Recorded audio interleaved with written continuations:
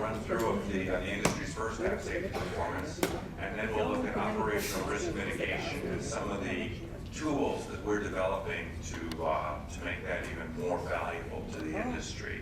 And with us today to talk about is Nick Careen, SVP Operations Safety and Security, no stranger to all of you.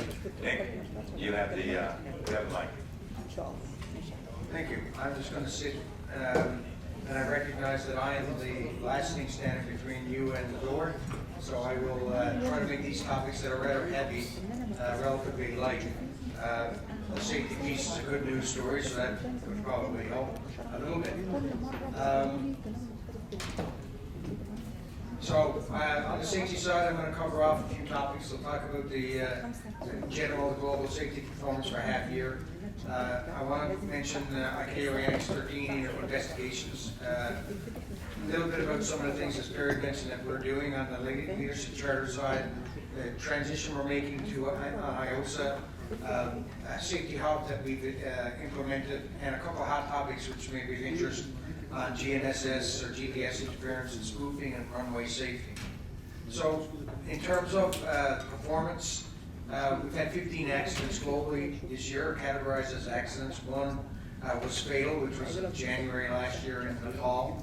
But in general, we're still continuing the trend in the right direction at a rate of 0.82, which is lower than the 5-year average. And also, looks like we're shaping up by the end of the year to continue with a positive performance on the safety side.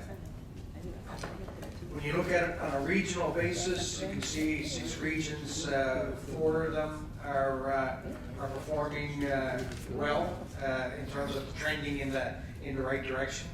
Actually, 8 regions, 6 are performing, and 2, North America and ASPAC, are trending, I'd say, upwards. However, when you look at their stats, they're still low, and they are as well below the 5-year rolling average.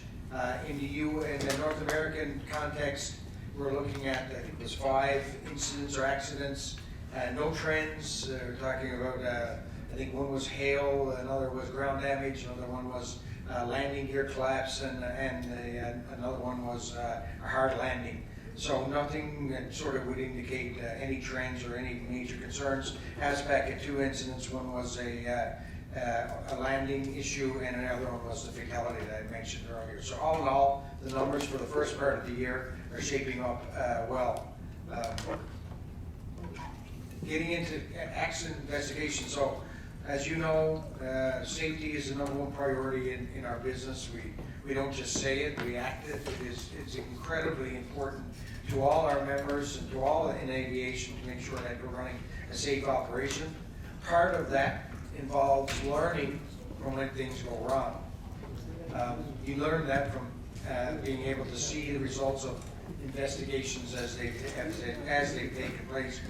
This chart is taken from the ICAO USAT audit reports over the last number of years, and these are the green indicates the investigations that have been completed, and red indicates those that have not been. And as you can see, some issues in every region, but most importantly in the regions where we are at risk the most. So we will continue to educate and advocate at ICAO. We will have a special session on this at the high-level conference next year in hopes that we begin to see greater transparency and greater completion rate on accidents and investigations as moving forward. In terms of some of the things that we're doing internally, safety is all about culture. It's also about standard operating procedures and the like, but culture obviously is a significant factor in our business. We went through a significant change during COVID, a lot of turnover, and so we thought it was an appropriate time to begin to sort of reassert the importance of safety culture in organizations. We launched this in Hanoi in October or September. We now have 35 airline CEOs that have signed. We have a target for much more in 2024, and it really focuses on a number of key tenets that are pretty basic, but it is a reminder that organizations that can permeate it through their staff and so on. So lead safety beyond words and actions, safety awareness across the airline, safety embedded in every strategy, all performance and measured, safety goals and the ability to resource for them, trust within the organization, clear expectations and behaviors to be outlined, employees to own safety and feel responsible for it, and regularly assess the corporate safety culture within an organization. So like I said, we've also established actually a board target for this to monitor our performance and progress as we move through 2024 and beyond. We've also made a fundamental change to our IATA audit, which has been around for quite some time. I think it was the 25th anniversary, 20th anniversary this year. It was in need of change. It was based on compliance, which most audits had been. So show me where it's written that this is what you do. Now we're pivoting to focus on risk.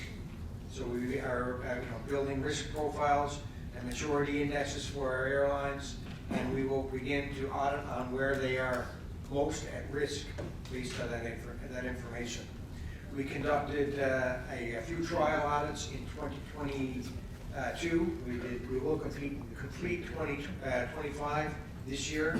Our plan is to do 100 next year, which is around half of our audits in a normal year, and we'll be over 200 in 2025, a full cut over into a risk-based environment. In this environment as well, we have a direct responsibility for the auditors, so we control the training, we can control the performance, and that's very important in terms of living and working in an environment like this. It's been well received by our members and also well received by regulators that we work closely with in constructing this new audit format. We also created a safety issue hub. What is it? It's basically a tool to allow airlines to assess risk, global risks, as well as their own. It will have templates for generic risk assessments, which they will be able to utilize based on certain parameters that are within the hub itself. We just started this year and will continue to build off it. We also have a platform called Safety Connect, which has over 1,000 users, I think, now at this point, and where they share information about incidents that are happening within the airline. We will be taking that information as well to help formulate the risk profile for the industry moving forward. So most of what we're doing is focusing on where the risks are, which is obvious evolution in terms of managing safety. So the last two slides are on sort of issues that have actually come. I'll show a slide later on the data side with how that sort of depicts how we were able to identify this. It's not necessarily new, but certainly been a growing issue over the course of the last number of years, in particular because of the geopolitical issues that are taking place in certain parts of the world, which will be more illustrative to you when I show you the slide in a little while. But we are focused on GNSS or GPS interference on our aircraft, spoofing or jamming. Spoofing is when an erroneous signal is sent to the aircraft, which potentially could have the aircraft do something it shouldn't be doing. And jamming is simply jamming the signal and forcing the pilots to use alternate procedures because the GPS results are not accurate. Neither one of them are good. In both instances, there are procedures in place to manage them. However, we do need solutions. So we are working with the manufacturers in particular. We actually will have a meeting planned with both major aircraft manufacturers as well as some regulators and other manufacturers of the equipment on board in January to start to look at how we can operationalize and proceduralize better procedures to deal with this when it does arise. We're not expecting to eliminate it, but we're definitely expecting to mitigate it. And the other one, which anyone that's based in the U.S. is probably very familiar with this one, runway safety. In terms of safety on the runway, we focus our attention on two things: excursions and incursions.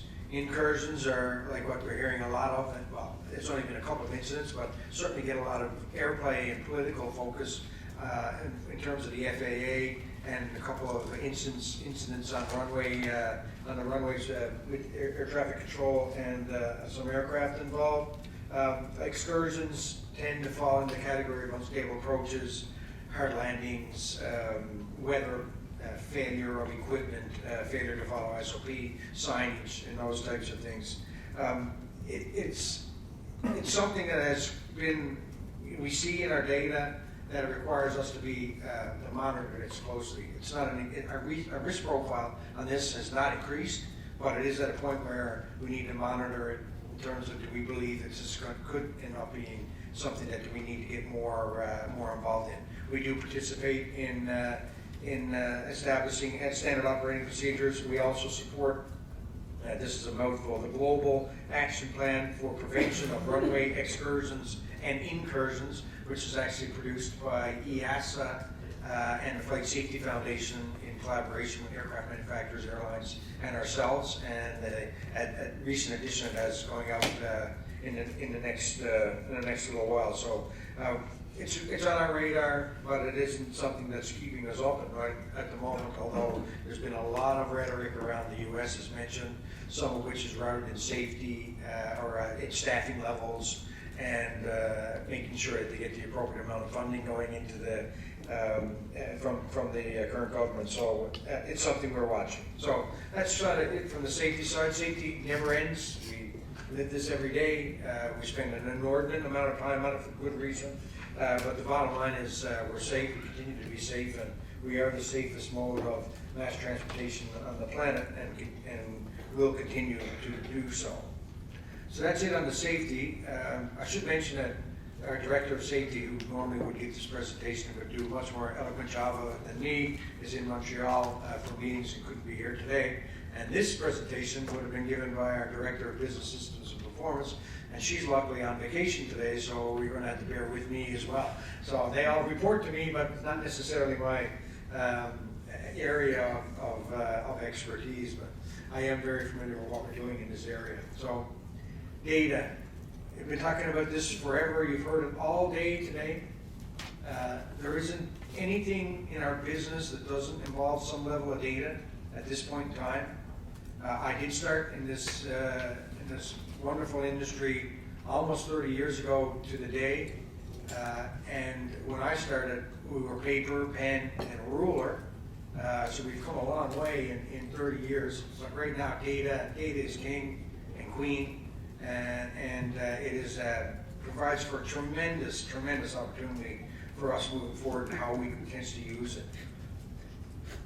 IATA itself is sitting on something that we've been building for quite some time, but with vigor, I would say, over the course of the last maybe 3 to 4 years. It's called the Global Aviation Data Management Program, and it is a data management platform. And it includes a bunch of unique programs, which I'll get into a little bit more detail on what they are. And they feed into what they call an interlinked database structure, which my team like to refer to as the lake. What that means for someone very simple like me is that it all goes into one place and you're able to interrogate that information for various purposes. What is GADM comprised of? It has FDX data, flight data exchange. Right now it's covering about 15% of global flights. Our objective is to reach by the end of next year 30%, and we'll continue to grow that as we move forward. And that's a significantly powerful tool, and I'll speak about why that is the case in a few moments. IDX is really about incident information sharing. So whether that's ground incidents, in-flight incidents, unruly passengers, maintenance incidents, engineering incidents, etc. Security also falls into this category. Right now we have 220 airlines participating in the program and over 800 airports included. And the last is an accident database, ADX, and that's publicly available data which we put into this program. We are also looking to enhance this in 2024. We will add maintenance cost data, and we will add cyber data into this platform. It is powerful. So FDX captures hundreds of data points in seconds. basically from the time the aircraft starts to the time the aircraft parks, it's constantly sending information. All that information is being tabulated and accumulated in a database. Right now, at the moment, that database is 15 million flights, with over 7,500 aircraft. So it's, like I said, capturing hundreds of parameters every second. So because we've been sitting on all this data and we've been providing ample information to our members through the use of dashboards, but we can do more. So into 2024, we plan to work on 4 different scenarios. The scenarios are endless. It's actually, I think the list was surpassed 50. And this is from our members, but also from manufacturers asking for certain types of data that would be available. So we chose to focus on 4 of them this year and see what it tells us. So we'll do an insight on safety, a little bit more granular. We'll do one on fuel, we'll do one on emissions, and we'll do one on performance. So what are they? So in terms of safety insight, it's really about getting a little bit more granular in terms of what's going on in the safety domain. Airlines can use this if they're flying or considering flying into a destination that they currently do not fly and would not have that information available to them. Governments want this because in case of any government agency, they will have information from their own carriers, but they won't have information from the other carriers. So this gives them a more comprehensive view on terms of what's happening in their aerodromes. And finally, the aircraft manufacturer can benefit because they can see how their aircraft are being flown and operated. So that's the safety emergency safety risk insight tool. Oh, and that little red is an illustration, but that's GNSS interference. This is where we're seeing it. If you look at closely in on the map, I don't think it would be much of a surprise to anyone where most of that is taking place. In terms of measure of fuel efficiency, so fuel, as you've heard, I think multiple times today, it's a significant factor in cost, 30%, range of 25 to 30%. It's always the second highest to first or second highest cost in our business. We initiated a fuel efficiency program back in 2005. That was all kinds of things like single engine taxis, engine washes, weight programs for aircraft, digitalizing manuals to reduce weight on aircraft, etc. That had a benefit, but it only goes so far. We have the ability with the FDX data in particular to be able to start calculating fuel burn in a much more granular nature, fuel consumption as well. This will be able to give the airlines an ability to sort of look at their performance, their burn versus others, and then trigger whether or not there's an opportunity to, and same for us, when you're analyzing this data and you're looking at 10 different airlines all flying from Heathrow to New York, and all 10 have a different burn profile. What does that mean? Does that mean, why is there such a variation? And then we can start to begin to understand that and potentially put programs in place to be able to allow airlines to reduce their fuel burn. So that has humongous potential for our members. Emissions. Why would this be important? We're using formulas now, models. They're not based on real-time accurate data. With the FDX program, we have the ability to be able to really calculate aircraft emissions at an ongoing basis anytime in flight. So that's critically important as we move towards net zero by 2030 and actually have a version of truth that actually is the truth. And the fourth one is around predicting airplane performance. It's more around block time and network management. So you want to fly somewhere, you look at an aircraft, and you look at others that are performing on this route, the type of aircraft, how they're flying it, at what altitudes, all those things to be able to determine with confidence what that block time needs to be. And that will be, for network planners, this would be a dream come true because the variation of block times is immense. Lots of reasons for that, but we have the ability to be able to show what the optimal block time is, what the median block time could be, and then what the extreme cases could be as well. So those are the 4 test cases. We're really advanced on 2 of them. The other 2 are in production. We'll have those available in hopefully in the early part of 2024. To support this, obviously, doesn't happen on its own, so we're investing here as well. We created a department for data management. We didn't have that before. Like any organization, we kind of operated in silos. The passenger data folks looked after the passenger data, and the operational data folks looked after their operational data.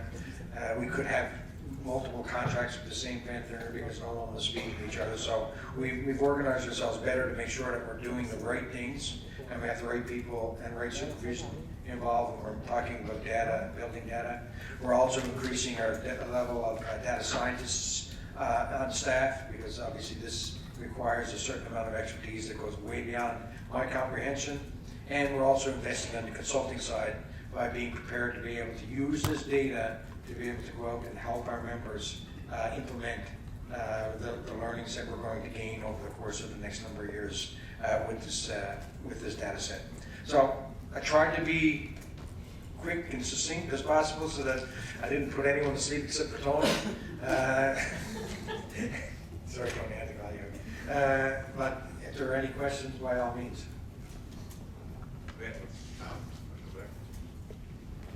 Yeah, thanks, Nick. Just a clarification on the jamming and the spoofing. Is the jamming being done on purpose or is it purely accidental because someone's using the wrong frequency? And with the spoofing, do you know who's responsible or is it being done on purpose? Jamming is already evolved, but and every nation in the planet. So it's not done to target the commercial aircraft. It's done to protect an asset on the ground.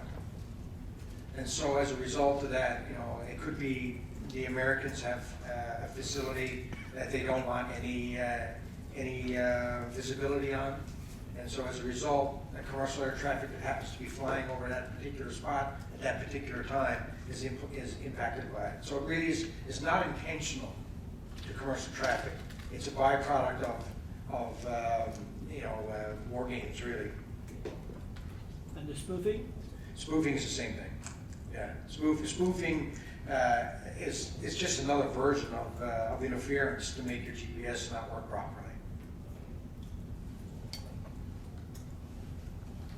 Another question?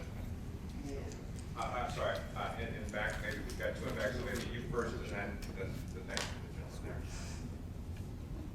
Hi, Joanna Tuchinska from Reuters. You mentioned that there's going to be a meeting in January about jamming and spoofing. Can you provide any more details about that? It's an industry meeting, just a meeting of as a result of one of our advisory council groups that had asked us to bring members together to start to think about what we potentially could do procedurally wise. So I'm happy to give you more actual details on it, what I'm allowed to share and not share, but I have to check first. And the next question. Hi, Tanguy Cavalier with Agence France Presse based in Paris. I don't know if one of our colleagues from the New York Times is in the room, but last weekend that paper had a very interesting story about ATCs in the US being overworked, sometimes high or drunk on the job. And I was wondering if your company members were aware of that danger to their operations, and if any proactive measures or calls to the US DOT had been made. Firstly, I'm not high or drunk on the job. Can't speak for anybody else in the room, but I think that article from New York Times is actually rather irresponsible and sensationalizing. For sure, there are issues, and for sure there are problems in terms of staffing levels it's been communicated. You know, the FAA went through some time with an interim head, and now they finally have someone confirmed in position, and Mike Whitaker, who's very familiar with the FAA, very, very familiar with the issues that need to be resolved. So I think, yes, we're aware. Are we getting a significant amount of feedback from our members that it's a major concern? No. For the same reasons we put it on the slide today. It's something that's come up, and anytime something like that comes up, it requires us to take a second look. And in this case, and in their instance, I'm confident that the FAA will get their staffing levels to the point they need to be. They will invest in technology to the point that they need to invest in. And we continue to work with them and stay in front of this issue. But I can't reiterate enough that I think that article was rather irresponsible in sensationalizing the issue, which is not helpful. I saw some hands over here, so maybe we'll go there. أشرف الحديد الأراضي مسلمة Egypt. What about the performance of safety in Middle East area for airlines and Africa? And what is the IATA plan to enhance this standard of safety? Well, specifically in Africa, the plans to, last year it was our first attempt to start Focus Africa, an initiative which is primarily driven by safety. And so that is sort of the platform that we're using. Again, it just kicked off last year. I think Camille, our regional vice president, will be doing a press briefing on that, I think, in the next tomorrow. So I think that will give you a lot more specific insight in terms of what they're doing regionally to address the safety issues.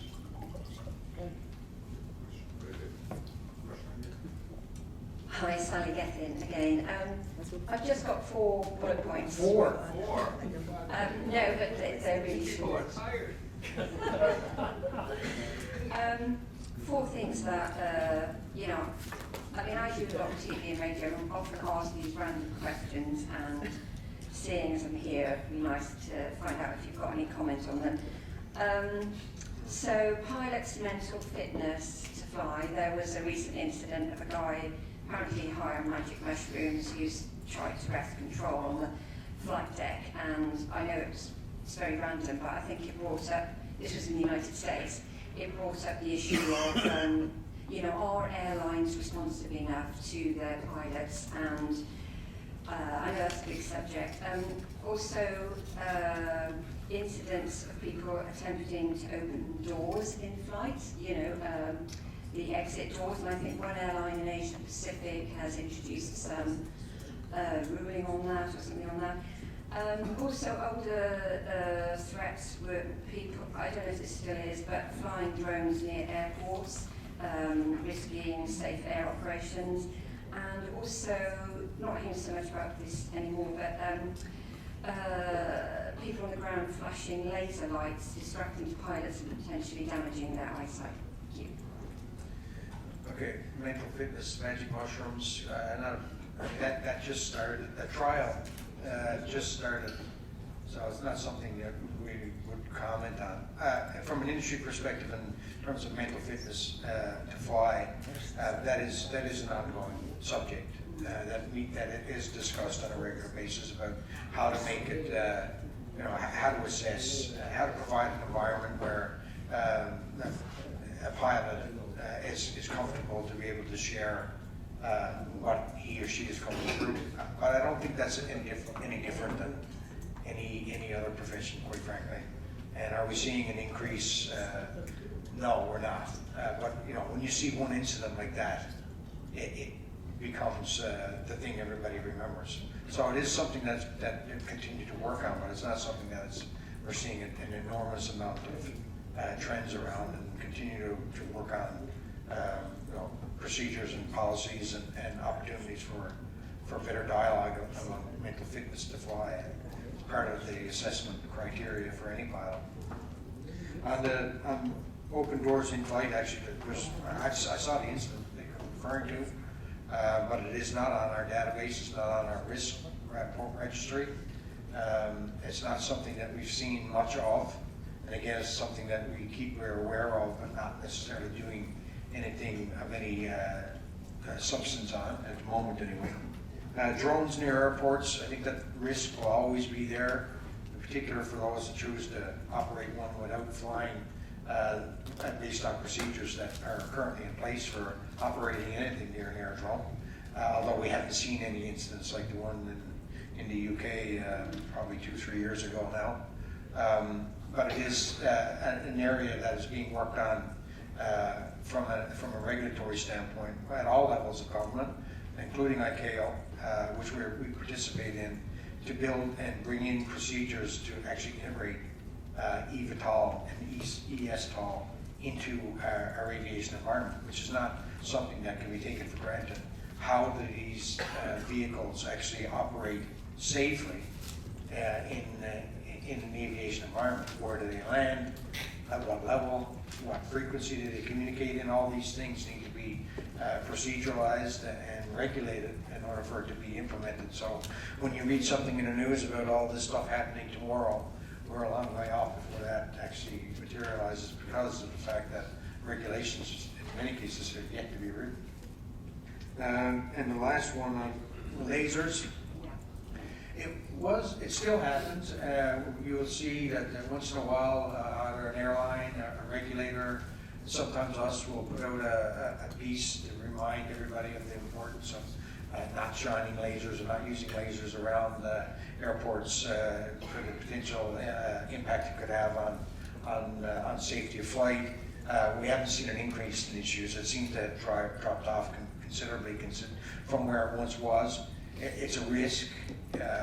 Where it sits on the risk registry is not necessarily high, but it's in the monitor stage, because we really haven't seen an increase, but rather a decrease in that occurrences of that. Other questions? Think you got it all? Everyone wants to go home? Karen. I'll not let you go home. Nick, when you talk about I've got the acronym already, the GADM. Yeah. Thank you, that one. And you talked about the 4 focus areas for data, as you said, very powerful. So when it comes to things like fuel efficiency and airplane performance, as you said, very powerful for network planners. When you're sharing that data, you're like, well, why is that way more efficient, etc. Is there a competitive issue that crops up here where it's, an airline is invested and going in, and doing all the things that have made them, more efficient, and now there's data that sort of brings other people into that? Nobody's forced to be part of the program. So it is completely voluntary. It's all based on a give to get. Airlines don't tend to use fuel as a competitive, except for hedging, which is obvious in terms of buying. But in terms of the operations side, I've not seen that as used as a competitive advantage. Everything in there is de-identified, so you'll never be able to tell which airline is doing what. And it is up to the community to decide if we would say, for example, we had, like I said, 10 airplanes flying from one point to another, and one was performing extremely better than the others. There's no guarantee we would be able to get into the details as to why that is. It would have to be done on an anti-competitive basis and whatnot, and there would have to be an agreement that we would want to share that information. But operationally, airlines tend to want to share that information with each other.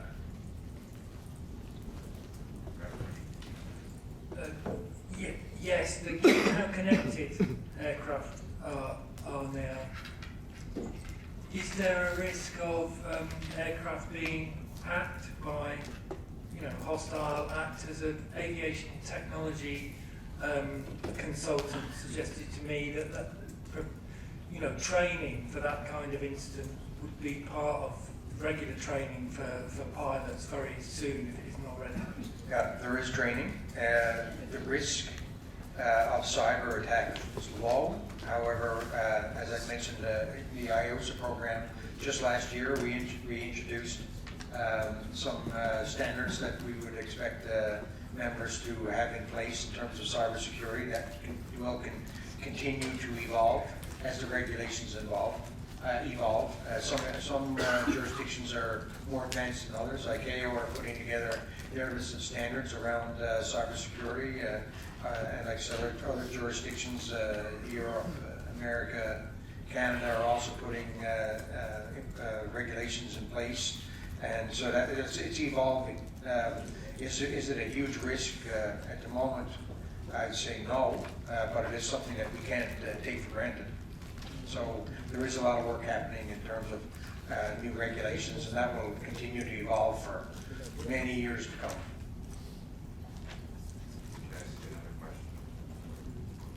Yes, Gerardo from Argentina. What are the government's feedback or excuses on the causes of the delays in the publication of investigation reports? What are the general reasons they give you, IATA, or the industry, on why they take so long to? It's only recently that we started to look at this, so we haven't had any great feedback from anyone to actually provide reasons as to why they haven't. Some they've completed the investigations but have not communicated them, so the investigation was done but not communicated. In other cases, a lack of resources has been cited. So we will be implementing a program alongside regulators to be able to start provide training and bring up that capacity, because clearly there's a shortage. So that's been identified as one of the issues as well. And labor plays a part as well. So those are probably the three main reasons. We're not looking to point fingers at anybody. There could be very valid reasons why accident investigations weren't completed, but we have to find a way and a path forward to ensure that this doesn't remain the case. Should I see another question? Hi, Joanna Puchinska again. One last question about this meeting. Is it the first time that you're holding this kind of industry meeting about spoofing or jamming, or is this like a unique thing, or has this happened every year? No. GNSS, spoofing and jamming, has been a bit of a hot topic for a couple of years, depending on timing. Sometimes something happening from a geopolitical perspective, and we see a spike and then it settles down again. Right now it's high. So there have been a number of discussions with not only aircraft manufacturers, but also or avionics manufacturers, but also governments, military as well. So everybody is involved in this discussion. We're not looking, again, this is an ongoing debate, but because it's spiked, we want to have an urgency to find a resolution to this.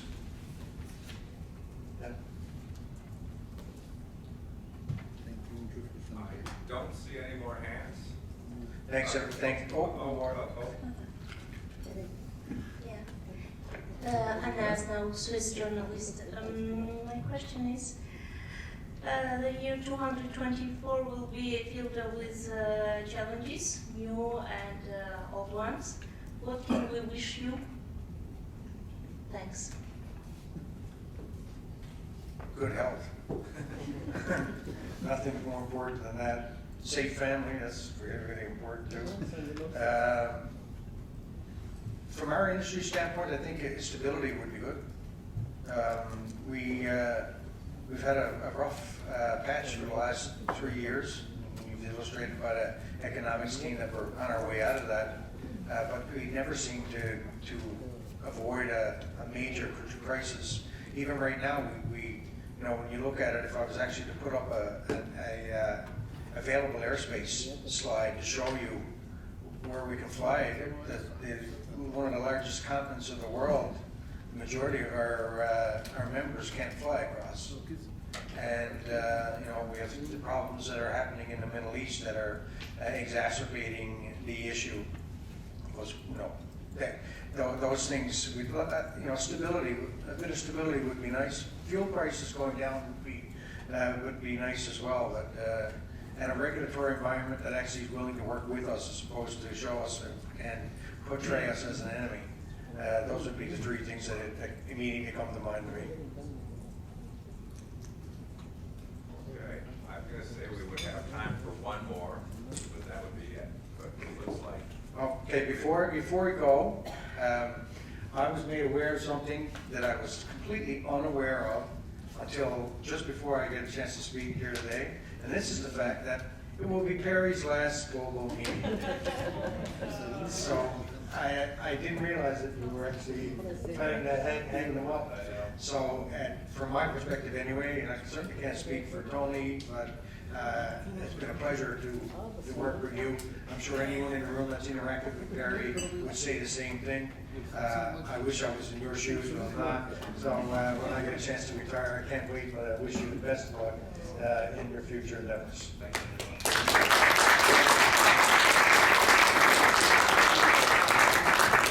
Thanks, everybody. Safe travels home. I guess, Tony, do you want to come up? Thanks very much, Nick. Thanks very much personally, and thanks very much for your session. Tony, do you want to come up and? Sure. Or maybe I'll just show from here. Okay. So that brings Media Day for this year to a conclusion. So for my part, thank you all very much. Really appreciate you sticking around to the end of the day. If you have any questions, obviously you know where to get a hold of us. We are looking forward also to those who are joining us this evening for a very nice evening. And that'll provide us with an opportunity also to say, I suppose, our best wishes to Barry in his retirement. So I would encourage all of you to join us for the dinner this evening if you're able to. I know I'm supposed to know when the buses are moving, so we've got buses at 5 o'clock to the moving pit, and then at 6:30 from the moving pit for dinner. Looking forward to seeing everybody there. Thank you all very much.